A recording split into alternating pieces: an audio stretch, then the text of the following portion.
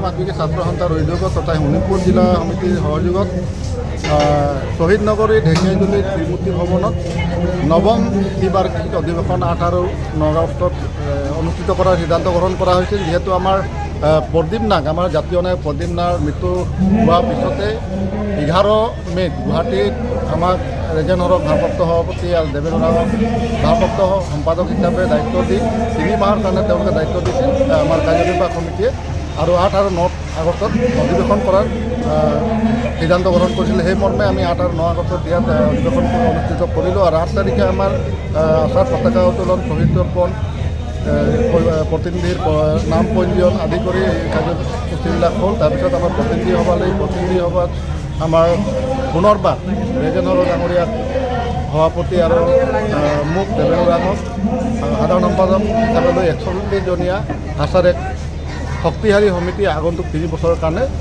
গঠন কৰা হয়। আদিবাসী ছাত্ৰ সন্থাই যেহেতু যোৱাকালিৰ পৰা আমাৰ 8-9 প্ৰগ্ৰাম আছিল আৰু আমাৰ যি অধিৱেশনত আমাৰ নতুনকৈ আগত আমি ভাৰপ্ৰাপ্ত হিচাপে দায়িত্ব দি কিনে ৰাখিছিল আৰু 3 মাহ কাম কৰাৰ পিছত আজি আমি পূৰ্ণাংগভাৱে সভাপতি সম্পাদক দেৱেন ওৰাং গমকে সম্পাদক সভাপতিৰ লগতে আমাৰ কেন্দ্ৰীয় পূৰ্ণাংগভাৱে আমাৰ কেন্দ্ৰীয় সমিতিৰ টীম গঠন হ'ল আৰু আমি সকলো জিলাৰ পৰা অহা প্ৰতিনিধিসকলক ধন্যবাদ দিছোঁ আৰু লগতে আপোনালোকৰ প্ৰেছ মিডিয়া সকলোকে ধন্যবাদ দিছোঁ যে আমাৰ ইমান ধুনীয়াকৈ আপোনালোকে আমাৰ যি প্ৰগ্ৰামবিলাক সুচাৰুৰূপে আগুৱাই লৈ গৈছে।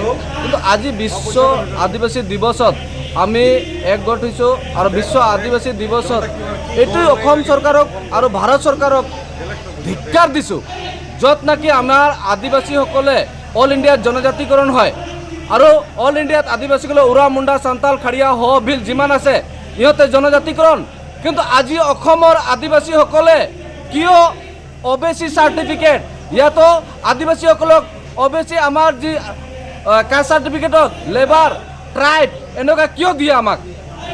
আজি এই চাৰ্টিফিকেটৰ কাৰণে আমি দুখ লগা কথা যে জনজাতিকৰণ আমাক দিব বুলি বিজেপি চৰকাৰ আমাৰ কোনো আশা নাই, এটা চাৰ্টিফিকেট দিয়া দম নাই ইহঁতক। আজি যিটো আমি উৰা মুণ্ডা চান্তাল খাৰিয়া হিচাপে OBC চাৰ্টিফিকেট পাইছিলোঁ, এই চাৰ্টিফিকেটো ই টি ট্ৰাইব এণ্ড লেবাৰত বনাই দিছে। আজি আমি ইয়াত ঢেকীয়াজুলি যি আমাৰ শ্বহীদ বীৰসকলৰ ভূমিৰ পৰা আমি কৈছোঁ, আজি মাংৰি মেম দৰং জিলা আছিল, খ্ৰীষ্টম টুডু, খ্ৰীষ্টম মুণ্ডা, এই মানুহসকলে আজি আন্দোলন কৰে, আজি আমাৰ বীৰসকলে ব্ৰিটিছক খেদিছে ইয়াৰ পৰা। এই মানুহসকলকে আজি আপোনালোকে জনজাতিকৰণ দিয়া নাই, এই মানুহসকলকে আপোনালোকে সংৰক্ষণ দিয়া নাই। মৌলিক অধিকাৰ, ৰাজনীতিক অধিকাৰ এইটোতো বাধা দিয়ক। ৰাজনীতিক অধিকাৰ পাইতো আপোনালোকে অসম চৰকাৰে কাটি আছে আমাক দিনক দিনে।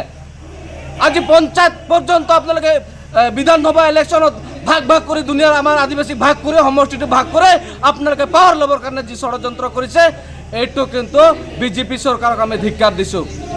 বিজেপি চৰকাৰ এইটোত আমি আপোনাক আহ্বান কৰিছোঁ, আপোনাক হুকিয়াই দিছোঁ যে এই ৰাজনীতিক এই ষড়যন্ত্ৰ আপোনাৰ নাখাটিব, এই ষড়যন্ত্ৰ আপোনাৰ ওচৰত আহিব আৰু কমপ্লিট দায় অসমৰ মুখ্যমন্ত্ৰী হ'ব। 22খন জিলাৰ পৰা সব জিলাই আহিছিল, 5জনকৈ মানে প্ৰত্যেক জিলাৰ পৰা আহিছিল আৰু জিলাৰ পৰা অহা প্ৰতিনিধি দলে যিটো আলোচনা হ'ল, আমি হয়তো চব কথা খুলি ক'ব নোৱাৰোঁ আৰু আমাৰ বহুত এনেকুৱা প্লানিং হৈছে। চৰকাৰে এতিয়া সময় আছে, আমাৰ দুখ বেদনা আমাৰ আন্দোলনবিলাক বুজি পাওক, নহ'লে পিছত কথা পাতি লাভ নাই।